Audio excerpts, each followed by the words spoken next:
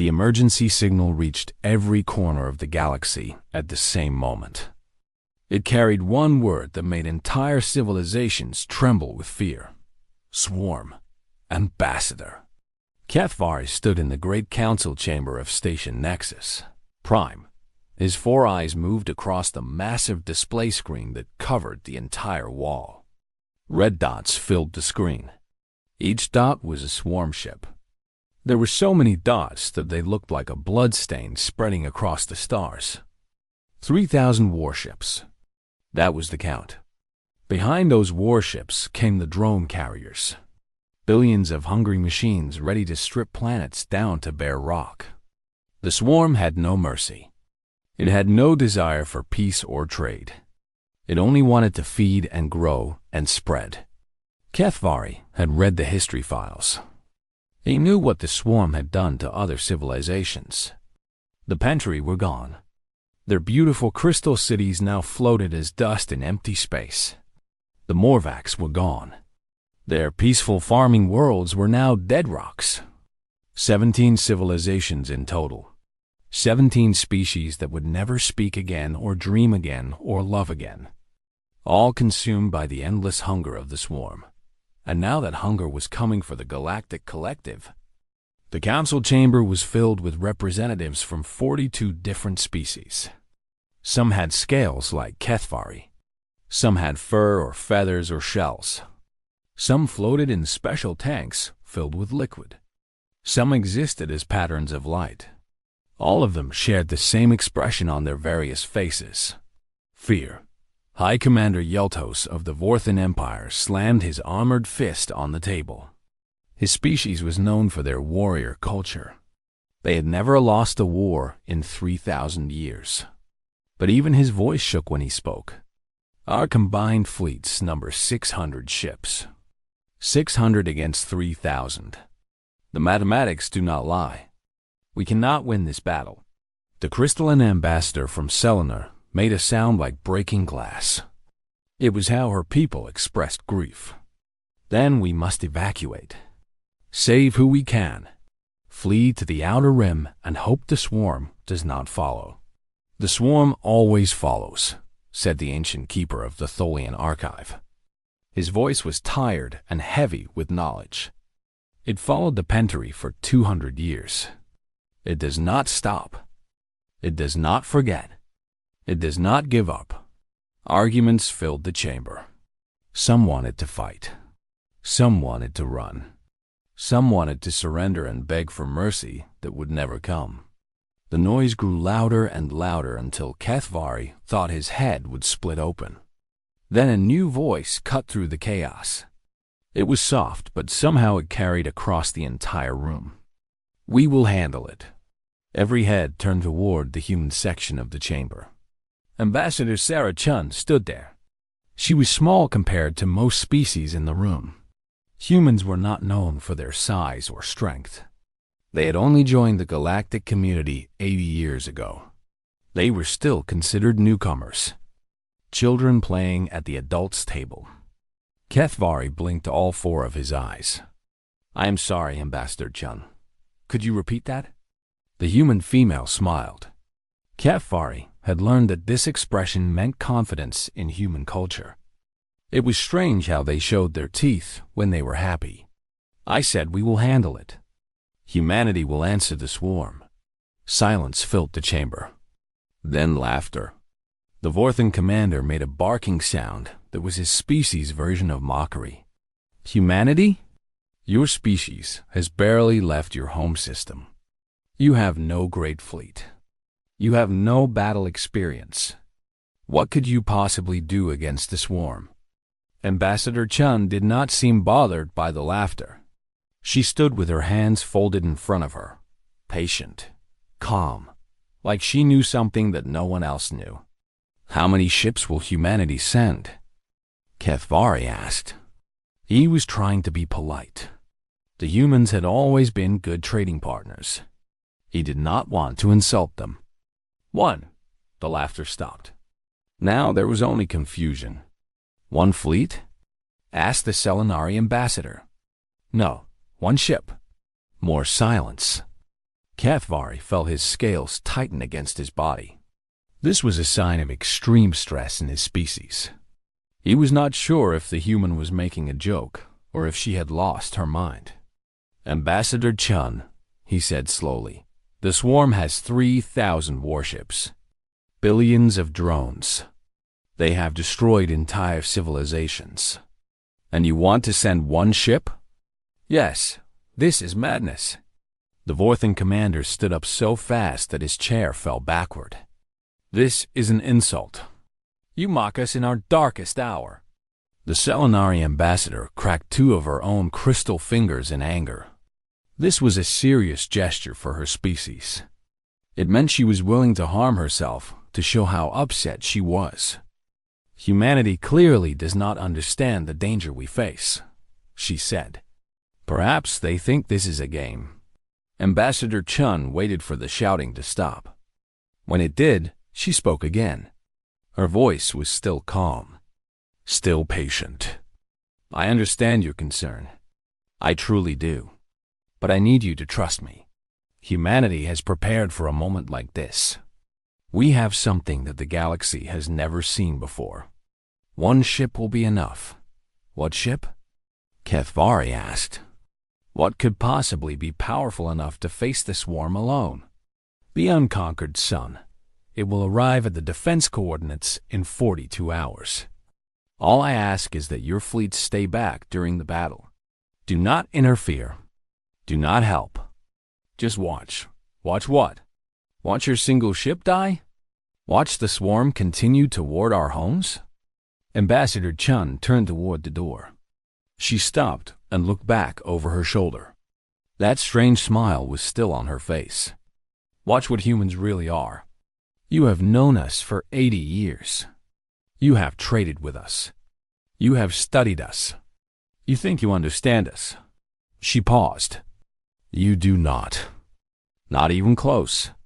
The unconquered sun will show you what we have kept hidden. What we hoped we would never have to reveal. What we reveal. But the swarm has forced our hand. So now you will see." "See what?" Cathvari called after her. The human ambassador walked out of the chamber. Her final words echoed off the walls. "Why humanity only ever sends one ship. And why one ship has always been enough." The door closed behind her. The council members looked at each other. Some were angry. Some were confused.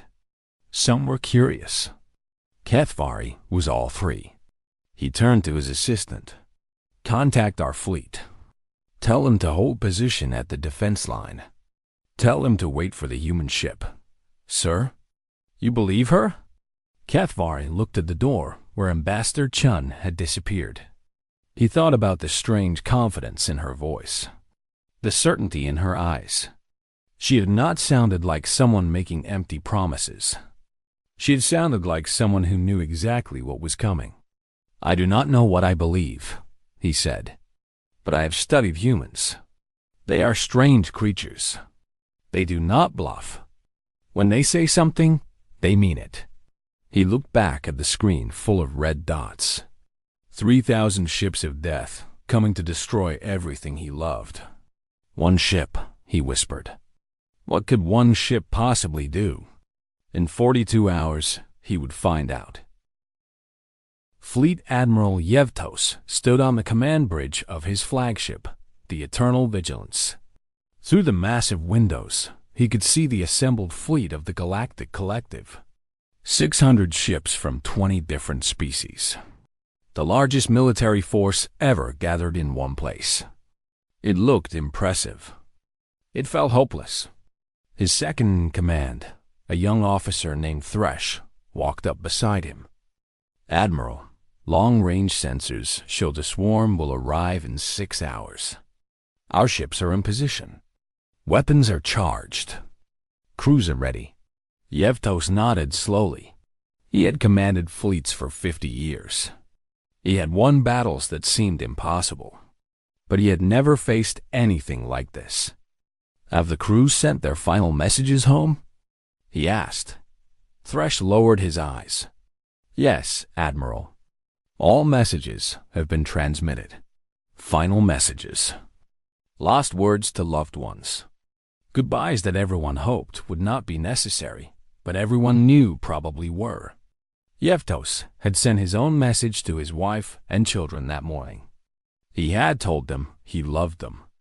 He had told them to be brave. He had not told them he expected to die today. Admiral, the sensor officer suddenly sat up straight. New contact emerging from fold space. Single vessel. It matches no known configuration in our database. Yevtos turned toward the main display screen. The human ship? Confirmed. Transponder identifies it as the Unconquered Sun. The ship appeared on screen, and Yevtos felt his heart sink. Both of them. It was small, barely 2 kilometers long. His own flagship was 3 times that size. The human ship had a strange shape. It was long and narrow, like a blade. The hull was smooth and dark, almost black. No visible weapon ports. No shield generators. No fighter launch bays. Is this a joke? Thresh whispered. That ship could not fight a cargo freighter. Yevtos said nothing. He remembered Ambassador Chun's confidence. He remembered her promise. He wanted to believe, but what he saw on the screen made belief very difficult. Open a communication channel, he ordered. A moment later, a human face appeared on screen. It was a male, middle-aged by human standards. His hair was gray at the sides. His eyes were a strange color that Yevtos had learned was called green. Those eyes were calm. Too calm for someone flying towards certain death. Human vessel. This is Fleet Admiral Yevtos of the Galactic Collective Defense Force. Please state your battle compliment. The human smiled. It was the same strange smile that Ambassador Chun had shown. Admiral, this is Captain Marcus Cole of the Unconquered Sun. My battle compliment is 1. Yevtos thought he had misheard. 1 squadron? 1 company? 1 person, Admiral. Me, I am the entire crew of this vessel. Silence on the bridge. Every officer stopped what they were doing. They all stared at the screen. Captain Cole, Yevtos said slowly, please tell me you are joking. The swarm has 3,000 warships. You are 1 man in 1 small ship. This is suicide. With respect, Admiral, I have been doing this for a very long time. I know exactly what I am facing. I know exactly what I can do. What you can do? What can you possibly do? Captain Cole leaned forward slightly. His green eyes seemed to glow on the screen. When? Yevtos felt a chill run down his spine. There was something in the human's voice. Something ancient and dangerous. Something that did not belong in the voice of a single man. Admiral, I need you to do something for me, Captain Cole continued. When the battle starts, keep your fleet back. At least 50,000 kilometers from the engagement zone. Do not fire on any targets. Do not approach for any reason. Just watch. You want us to do nothing? While you fight alone? Yes. Why? Because if you get too close, you might get hurt. And because what you are about to see might frighten you. I do not want anyone making bad decisions because they are afraid. Thresh stepped forward. Captain Cole, what could possibly frighten us more than the swarm? The human was quiet for a moment. When he spoke again, his voice was softer. You have lived in this galaxy for millions of years. You have seen many things, but you have never seen what humanity truly is. You have seen our traitors and our diplomats. You have seen us smile and shake hands and make deals. You think we are like you, civilized, reasonable, safe. He paused. We are none of those things. Not really. We just pretend to be because it makes life easier. But underneath the smiles, we are something else entirely. Something very old and very dangerous. What are you? Yevtos asked. We are what happens when a species evolves on a death world. We are what survives when everything else dies. We are persistence hunters, Admiral. We do not stop. We do not give up. We do not know how. The unconquered sun began to move. It drifted past the assembled fleet like a shadow passing through light. Every predator on our world was faster than us, stronger than us, more dangerous than us. Do you know how we survived? We followed them. We chased them. We hunted them until they collapsed from exhaustion. Then we killed them and ate them. That is how you hunted animals, Yevtos said. But this is war. This is different. No, Admiral. It is not different at all. War is just hunting on a larger scale. And humanity has been at war for our entire existence. We fought the land. We fought the sea. We fought the sky. We fought each other. We fought diseases and disasters and extinction itself. The human ship was clear of the fleet now. It moved toward the empty space where the swarm would soon arrive. We won every single time. Not because we were the strongest. Not because we were the smartest. We won because we refused to lose. Because giving up is not in our nature. Because we would rather die than surrender. And the swarm? Yevtos asked. They have never been defeated. Captain Cole smiled again. But this time, the smile was different. It was cold and hard and full of something that made Yevtos want to look away. They have never fought humans before. The communication ended. The unconquered sun continued forward, alone. Thresh was shaking. Yevtos realized he was shaking too. Admiral, what do we do? Yevtos watched the small dark ship moving toward the largest threat the galaxy had ever known. One ship, one man, against an army that had destroyed civilizations. We do what he asked, Yevtos said. We stay back. We watch. Watch what? Yevtos remembered the look in the human's eyes. The certainty, the danger, the promise of violence that went beyond anything he had ever seen. I do not know, he admitted. But I think we are about to learn something about humans that will change everything we believe. In the distance, sensors began to flash. The swarm was coming, and one small ship waited for them in the dark. The swarm arrived like a wave of death rolling across the stars. Admiral Yevtos watched the sensor display with growing horror. The red dots that had seemed so numerous before now filled the entire screen. 3,000 warships. Behind them came the drone carriers, millions of small attack craft ready to overwhelm any defense through pure numbers.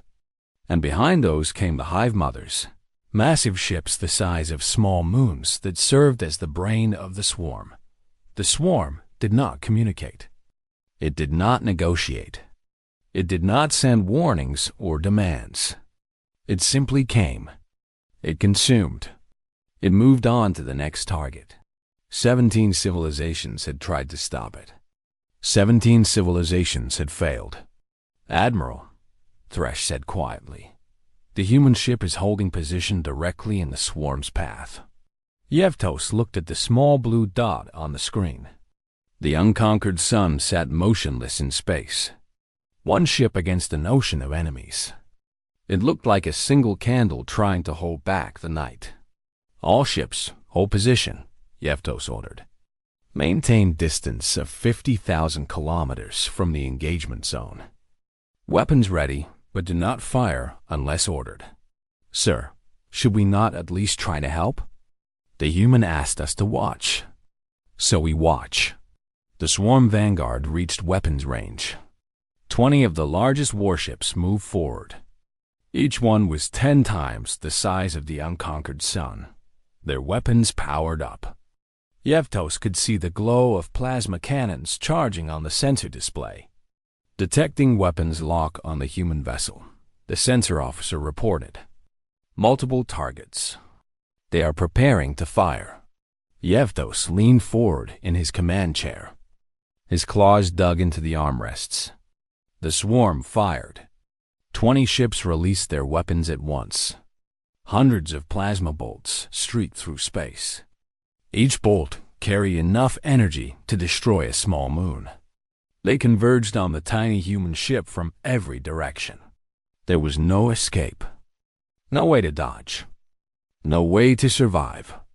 The plasma bolts reached the target. The unconquered sun was not there. Yevtos blinked all 4 eyes. The ship had not moved. It had not dodged. One moment it was in the path of the weapons. The next moment it was simply somewhere else, behind the swarm vanguard. What happened? Thresh demanded. Where did it go? Before anyone could answer, one of the swarm warships exploded. Then another. Then 3 more.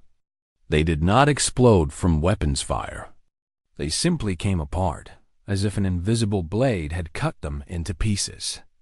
I am not detecting any weapons discharge from the human vessel, the sensor officer said. His voice was shaking. No energy signatures. No missiles. No beams. Nothing. 6 more swarm ships died.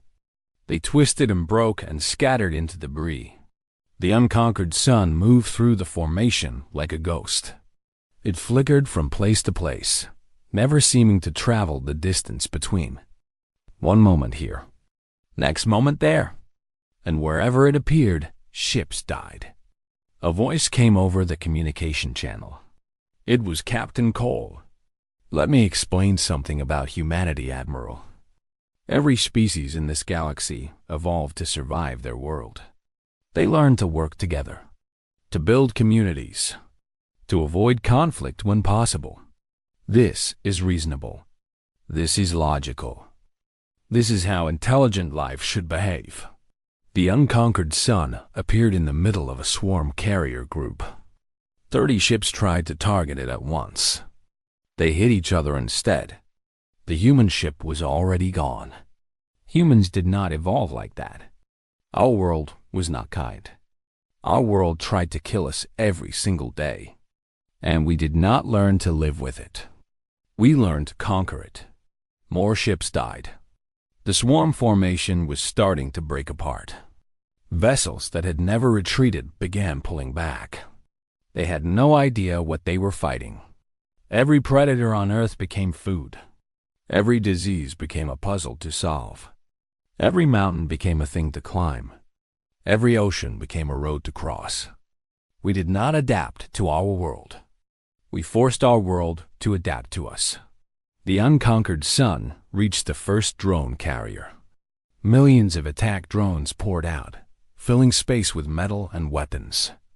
They swarmed toward the human ship in a cloud of death.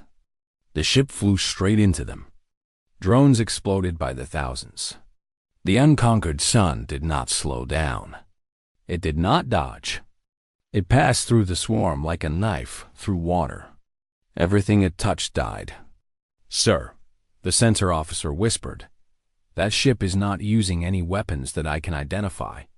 The destruction appears to be happening through direct contact, as if the hull itself is a weapon. That is impossible, Thresh said. A hull cannot destroy ships. Then explain what we are seeing. No one could. Captain Cole continued speaking. His voice was calm, almost gentle, like a teacher explaining a simple lesson. 50 years ago, we learned how to fold space. We could travel faster than light. We could cross the galaxy in hours. Most species stop there. They use the technology for trade and exploration. They are satisfied. Another swarm dreadnought died. It was one of the largest ships in the enemy fleet.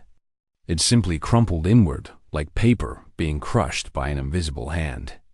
Humans are never satisfied. We asked ourselves, if we can fold space, what else can we do with it? Can we bend it? Can we twist it? Can we break it? The unconquered sun flickered again. It appeared inside a swarm battleship. The battleship lasted approximately 2 seconds before it tore itself apart from the inside. The answer was yes. We can do all of those things. This ship does not carry weapons, Admiral. This ship is a weapon. The hull exists partially outside of normal space. The engines break the laws of physics that your species consider absolute. Where I am, your rules do not apply. Yevtos felt cold. Not the cold of space. A deeper cold. The cold of realizing that everything you believed was wrong. How is this possible? He asked. How can one ship do this? Because this ship is not really a ship. It is an extension of me. My nervous system runs through every part of it. My thoughts control every system. My heartbeat powers the reactor. I did not board this vessel, Admiral. I became it. The swarm was in full retreat now. Ships that had never known fear were running. Drones that had never hesitated were scattering. The hive mothers in the back were turning around, trying to escape. They are running, Thresh said with disbelief. The swarm is running. Yes, Yevtos replied. I think they have finally found something that scares them. On the screen, the unconquered sun pursued. Patient, relentless, unstoppable. Captain Cole's voice came one more time. We send one ship because one ship is all we need. We send one ship because if we sent more, you would understand how many of us there are. How many humans volunteered to become what I am. And that knowledge would change how you see us forever. Then why tell us now? Yevtos asked. Because you needed to see what we are willing to become to protect you. This is not a threat, Admiral. This is a promise. As long as humanity exists, you will never face the darkness alone. The swarm continued to run. The unconquered sun continued to hunt. And 600 ships from 20 species watched in silence as everything they knew about the universe changed forever. The battle had lasted 2 hours. Now it was a hunt. Admiral Yevtos had stopped trying to understand what he was seeing. His sensors could not explain it. His science officers could not explain it. The most advanced technology in the Galactic Collective could not track a single human. Ship moving through space like it was not really there. The swarm had lost over 1,000 ships. The survivors were running in every direction, trying to escape something they could not fight and could not understand. The great formation that had terrified the galaxy was now scattered debris and fleeing shadows. And the unconquered sun followed them all. Admiral, the human vessel is pursuing the main swarm group toward the outer system, the sensor officer reported. Current speed is... Sir, I cannot calculate the speed. The ship appears to be in multiple locations at once. Yevtos nodded slowly. He had given up being surprised an hour ago. On the secondary screen, a different kind of data was flowing. Communication intercepts from the swarm. For the first time in recorded history, the hive mind was not coordinating attacks. It was screaming. The swarm communicated through a kind of shared consciousness. Millions of minds linked together into one massive intelligence. That intelligence was now filled with something it had never experienced before. Fear. Pure and complete terror. Can you translate any of it? Yevtos asked. The communication officer shook his head. Most of it is just noise, sir. But some words keep repeating. They seem to translate roughly as impossible and cannot die, and... He paused. And hungry dark. Hungry dark. I believe they are trying to describe the human ship, sir. They do not have words for what they are experiencing. Thresh walked over to stand beside Yevtos. The young officer's scales had turned pale, a sign of deep shock in their species. Admiral, I have been reviewing our sensor data. I think I understand a little bit of what is happening. The human ship is not just fast. It is not just powerful. It exists in a way that our physics cannot describe. Explain.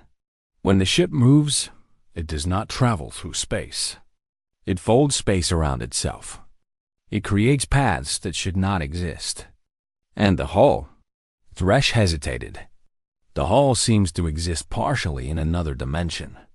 When enemy ships touch it, they are pulled into that dimension. Their matter is converted into energy.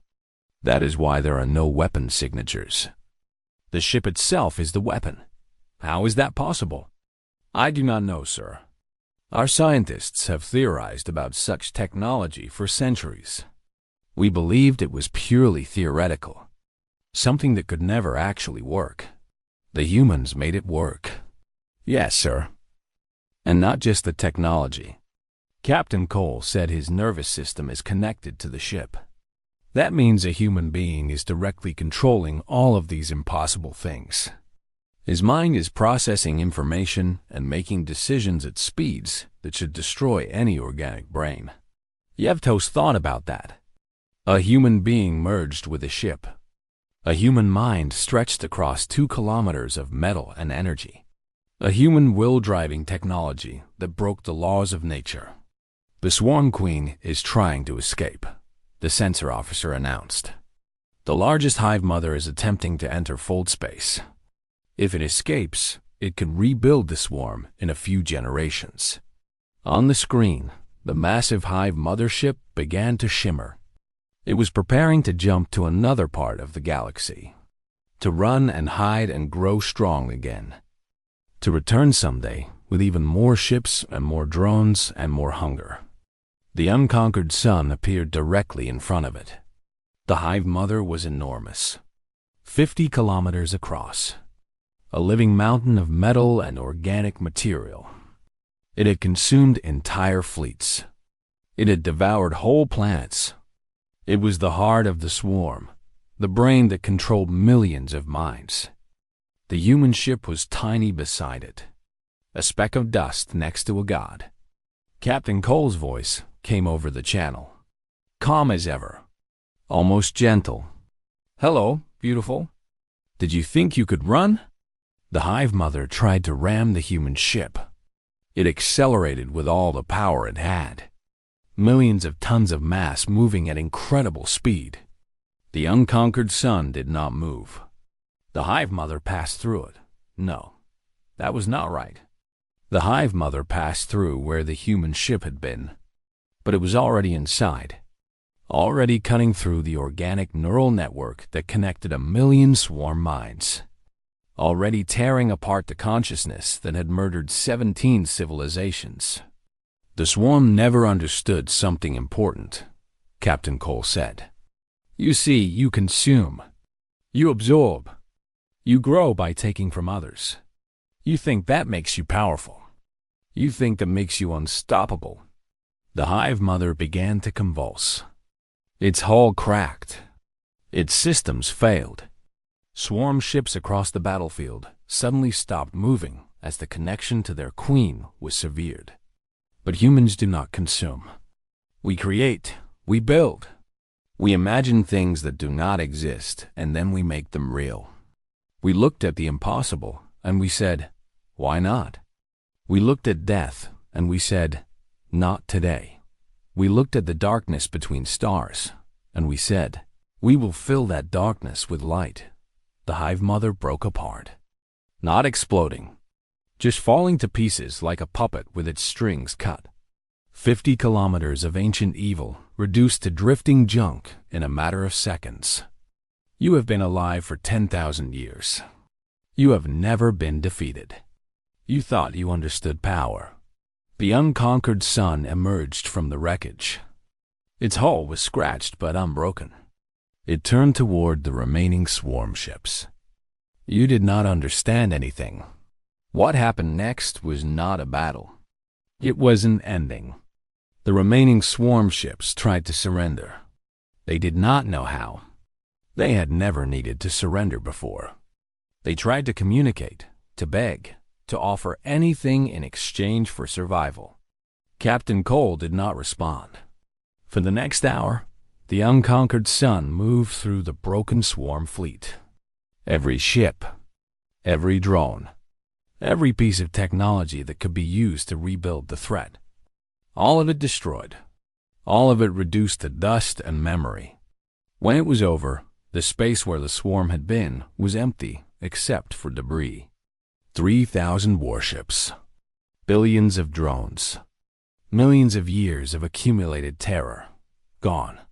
Admiral Yevtos realized he was crying. Tears ran down his scaled face for the first time since he was a child. Around him, his crew was crying too, or making whatever sounds their species made when overwhelmed by emotion. They had witnessed something that would be remembered for as long as intelligent life existed. They had watched one ship and one man end a threat that had seemed eternal. "Admiral," Thresh said quietly, "what do we tell the council? How do we explain what we saw?" Yevtos wiped his eyes. He looked at the debris field on his screen. He thought about 17 dead civilizations that have been avenged today. "We tell them the truth," he said. "We tell them that when the darkness came for us, the humans sent one ship. And one ship was enough." On the screen, the unconquered sun turned and began moving back toward the fleet. Slow now, patient, like a guardian returning home after a long night of keeping watch. "Sir, incoming communication from Captain Cole." "Put it through." The human face appeared on screen. He looked tired. For the first time, Yevtos could see the weight of what Captain Cole carried. The burden of being a weapon. The loneliness of being something more and less than human. "Admiral, the swarm has been eliminated. All threats to the collective have been neutralized." "Captain Cole, I do not have words. I do not know how to thank you." The human smiled. It was a sad smile this time. "You do not need to thank me, Admiral. This is what I am for. This is what we are all for." "All? How many humans are like you?" Captain Cole shook his head. "That information is classified. But I will tell you this. We are always watching. We are always ready. The darkness will never take you while we still exist." The communication ended. Yevtos sat in silence for a long time. One ship, one man. And somewhere out there in the void, others, like him, waiting, watching, ready to become something terrible so that others could remain something good. "Sir?" Thresh asked. "What do we do now?" Yevtos stood up slowly. He straightened his uniform. He looked out at the stars that now seemed a little less dark than before. "Now we go home," he said. "And we tell everyone what we learned today. We tell them that humanity is not what we thought. We tell them that the universe is stranger and more wonderful than we ever imagined." He paused. "And we tell them to never make the humans angry, because now we know what happens when they are." The fleet began to turn toward home. Behind them, the unconquered sun stood silent guard among the debris of the fallen swarm, watching, always watching. 3 days after the battle, Ambassador Kethvari stood on the observation deck of Station Nexus Prime. Through the massive windows, he could see the stars. The same stars that had seemed so threatening a week ago now looked peaceful, safe. The council chamber behind him was empty. The emergency session had ended hours ago. Representatives from 42 species had spent 12 hours arguing about what they had witnessed. Some wanted to demand that humanity share their technology. Some wanted to form a permanent alliance. Some wanted to investigate, to understand, to know more about these humans who had hidden such terrible power behind friendly smiles. In the end, they had agreed on only one thing. They would build a monument at the site of the battle. A simple marker to remember what had happened there. "Ambassador Kethvari?" He turned. A human woman stood in the doorway. It took him a moment to recognize her. Ambassador Chun, the one who had promised them salvation and delivered it in the form of a single ship. "May I join you?" she asked. "Of course." She walked over to stand beside him at the window. For a long moment, they both looked at the stars in silence. "The Council has many questions," Kethvari finally said. "I expected they would. They want to know about your technology, your ships, your pilots. They want to understand how humans achieve something that the rest of us believed was impossible." Ambassador Chun nodded slowly. "And what do you want to know?" Kethvari thought about the question. He had watched the battle recordings hundreds of times. He had read every sensor report, every analysis, every theory. But one question kept coming back to him. "I want to know why," he said. "Why would any human volunteer to become what Captain Cole became?" He said his nervous system is merged with his ship. He said his thoughts control every function. That means he cannot leave. He cannot return to being normal. He gave up his life to become a weapon. Why would anyone choose that? Ambassador Chun was quiet for a long time. When she spoke, her voice was soft. 42 years ago, there was a human colony called New Hope. It was a small world at the edge of human space. 30,000 people. Farmers mostly. They grew food for other colonies. Simple people living simple lives. She paused. The Wraith Fleet found them. You probably do not remember the Wraith Fleet. They were destroyed 20 years ago. But back then, they were one of the most feared pirate groups in the galaxy. They attacked New Hope. They had 15 warships. The colonists had no military vessels at all. Kethvari listened in silence. A human warship arrived.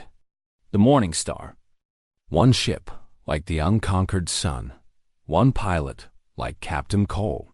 She fought the Wraith Fleet alone for 11 hours. She destroyed 13 of their ships before the damage became too much.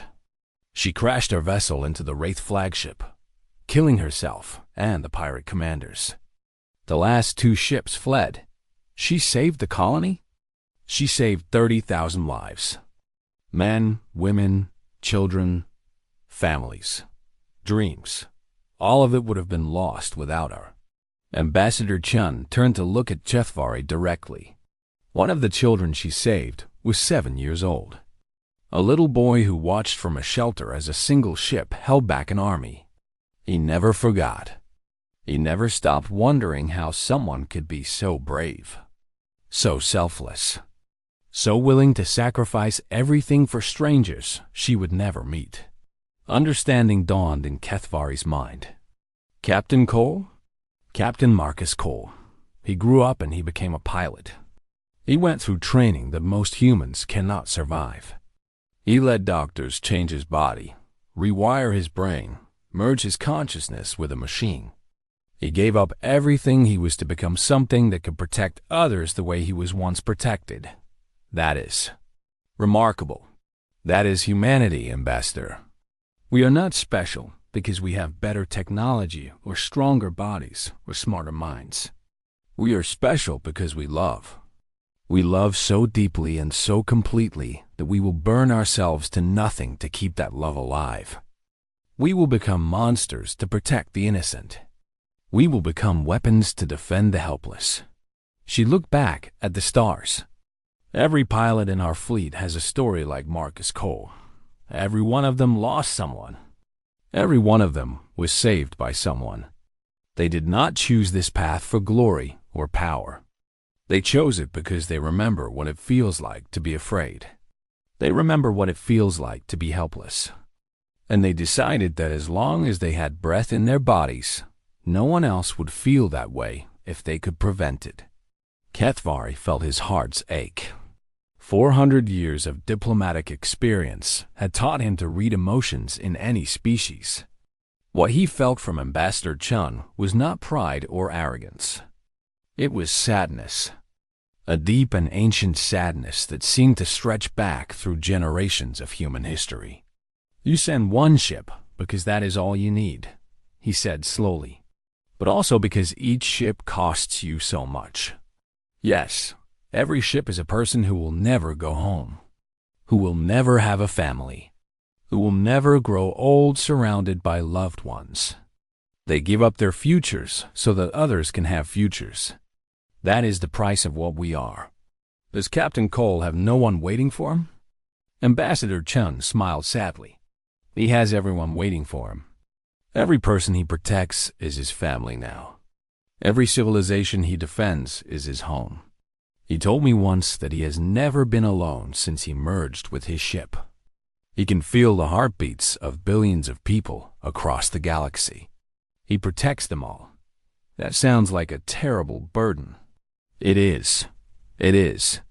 But he also said it is the most beautiful thing he has ever experienced. To be connected to so much life.